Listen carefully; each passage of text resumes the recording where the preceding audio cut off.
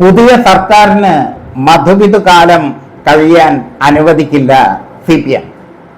മധുവിധു കാലം കഴിയുന്നതിന് മുമ്പ് തന്നെ സർക്കാരിനെ കടന്നാക്രമിക്കാൻ നിശ്ചയിച്ചു CPM. തെരഞ്ഞെടുപ്പ് പരാജയത്തിന്റെ വിലയിരുത്തൽ നടന്നു. പാർട്ടിയിൽ തെരഞ്ഞെടുപ്പ് പരാജയത്തെ ചൊല്ലി പുകയുന്ന പ്രശ്നങ്ങൾക്ക് പരിഹാരം കണ്ടെത്തി. സർക്കാരിന്റെ കാലത്ത് പ്രതിപക്ഷം ഉയർത്തിയ പിണറായി സർക്കാരിന്റെ കാലത്ത് പ്രതിപക്ഷം ഉയർത്തിയ ആരോപണങ്ങൾക്ക് കൃത്യമായ മറുപടി പറയാൻ CPM-ന് കഴിഞ്ഞിട്ടില്ലെന്ന് ആത്മപരിശോധന നടത്തിയിരിക്കുന്നു CPM. എന്തായാലും ഇപ്പോൾ VD സതീശൻ സർക്കാരിനെതിരെ ശക്തമായ സമര പരിപാടികളുമായി മുന്നോട്ട് പോകാനാണ് CPM-ന്റെ തീരുമാനം. ഒരു കാത്തിരിപ്പിനും CPM ഇല്ല. KSRTC-യിൽ സ്ത്രീകൾക്ക് സൗജന്യ യാത്ര നൽകുന്ന പരിപാടിയുടെ ഉദ്ഘാടന ചടങ്ങ് ബഹിഷ്കരിച്ച തീരുമാനം ഇതിന്റെ സൂചനയാണ്. 10 വർഷത്തിന് ശേഷം UDF അധികാരത്തിലെത്തുന്നതിനാൽ തുടക്കത്തിൽ തന്നെ എതിർപ്പുമായി ഇറങ്ങിയാൽ ജനം എന്ത് കരുതുമെന്നുള്ള ആലോചന CPM-ന് ഉണ്ടായിരുന്നു. എന്നാൽ CPM-ന്റെ കയ്യിൽ വടികൊണ്ട് കൊടുക്കുകയാണ് VD സതീശൻ സർക്കാർ ചെയ്തത്. സത്യപ്രതിജ്ഞാ ചടങ്ങിൽ വന്ദേ മാതരം പൂർണ്ണമായി പാടിയതിനെയും സർക്കാർ ജീവനക്കാരെ കൂട്ടത്തോടെ സ്ഥലം മാറ്റിയതിനെയും വിമർശിച്ചത് സംയമനത്തോടെയായിരുന്നു CPM. മന്ത്രി സണ്ണി ജോസഫിന്റെ പേഴ്സണൽ സ്റ്റാഫിലെ ബന്ധു നിയമനം മാധ്യമങ്ങൾ വിവാദമാക്കിയപ്പോഴും CPM കാര്യമായി ഏറ്റുപിടിച്ചില്ല. LDF സർക്കാരിന്റെ കാലത്തെ സാമ്പത്തിക മാനേജ്മെന്റിനെ വിമർശിച്ച ധവളപത്രം പുറത്തു വന്നത് പുതിയ സർക്കാർ തങ്ങളെ പ്രതിക്കൂട്ടിലാക്കാനുള്ള ശ്രമത്തിന്റെ ഭാഗമായിട്ട് നടത്തിയ തന്ത്രമായി CPM കാണുന്നു. പിന്നാലെ തെരഞ്ഞെടുപ്പ് തോൽവിയുമായി ബന്ധപ്പെട്ട് താഴെത്തട്ടിലുള്ള വിമർശനങ്ങൾ പാർട്ടി സെക്രട്ടേറിയറ്റിന് മുമ്പിൽ എത്തിയതോടെ ആത്മപരിശോധനയ്ക്ക് CPM വിധേയമായി. CPM-ന്റെ ആത്മപരിശോധന എന്തൊക്കെയാണെന്നൊരു വീഡിയോയിൽ ഞങ്ങൾ പറഞ്ഞിട്ടുണ്ട്. ആ വീഡിയോ ഇന്ന് തന്നെ അപ്ലോഡ് ചെയ്തിട്ടുണ്ട്, അത് കാണാവുന്നതാണ്. എന്തായാലും തിരിച്ചടിക്ക് കാരണമായ ഘടകങ്ങൾ CPM തിരിച്ചറിഞ്ഞിരിക്കുന്നു. ഇനി അങ്ങോട്ട് പ്രക്ഷോഭത്തിന്റെ നാളുകളിലേക്ക് ഇറങ്ങാൻ CPM തീരുമാനിച്ചിരിക്കുന്നു. ബന്ധു നിയമന വിവാദത്തിൽ ബെന്നി ജോസഫ് രാജിവെച്ചത് CPM-ന്റെ സമ്മർദ്ദം മൂലമല്ലെങ്കിലും അത് പാർട്ടിക്ക് ഇന്ധനമായി മാറി.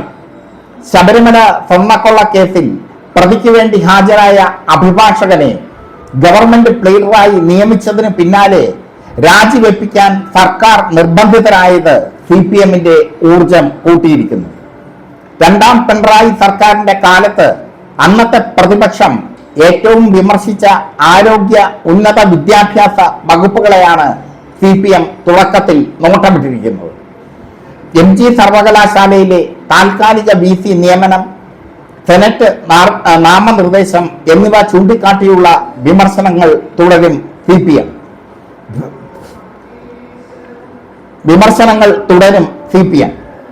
BJP കോൺഗ്രസ് ഡീൽ എന്ന തലത്തിലേക്ക് ആ വിമർശനം കൊണ്ടുവരാൻ CPM-ന് സാധിക്കും.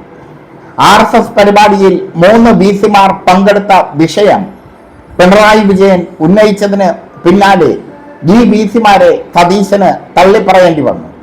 മുഖ്യമന്ത്രിയും ഉന്നത വിദ്യാഭ്യാസ മന്ത്രിയും ഈ VC-മാരെ തള്ളിപ്പറഞ്ഞ് രംഗത്തെത്തിയത് പിണറായിയുടെ വിമർശനത്തിന് ശേഷമാണ്. MG സർവകലാശാലയിൽ VC-യെ നിയമിച്ചത് ഗവർണറുടെ നിർദ്ദേശപ്രകാരമാണ്. എന്നാൽ 30 അംഗ സെനറ്റിൽ 19 RSS-കാരെ തിരികെ കയറ്റിയത് സതീശൻ കണ്ടില്ല കേട്ടില്ല എന്ന് നടിക്കുന്നു. ഉന്നത വിദ്യാഭ്യാസ മന്ത്രി റോജി എം ജോണും ഇക്കാര്യത്തിൽ അജ്ഞത നടിക്കുന്നു. ഇതിന് SFI-ക്കാർ തെരുവിൽ ഇറങ്ങിക്കഴിഞ്ഞു. വിദ്യാർത്ഥി പ്രസ്ഥാനത്തെ കൊണ്ടും DYFI എന്ന യുവജന പ്രസ്ഥാനത്തെ കൊണ്ടും പുതിയ സർക്കാരിന്റെ തെറ്റായ നയത്തിനെതിരെ, കേരളത്തെ കാവ്യവൽക്കരിക്കാനുള്ള നയത്തിനെതിരെ പോരാടാനാണ് CPM തീരുമാനിച്ചിരിക്കുന്നത്. ഹണിമൂൺ കാലം കഴിയുന്നതിന് മുമ്പ് തന്നെ സതീശന് തലവേദന സമ്മാനിക്കുക. ഇതാണ് CPM-ന്റെ ഇപ്പോഴത്തെ തീരുമാനം. സർക്കാർ രൂപീകരിക്കപ്പെട്ടു. സതീശന്റെ പല കാപട്യങ്ങളും പുറത്തു വന്നു കഴിഞ്ഞു. ഇന്ദിരാ ഗ്യാരണ്ടി എന്ന് പറയുന്ന കാപട്യം ഇപ്പോൾ പുറത്തു വന്നു. പല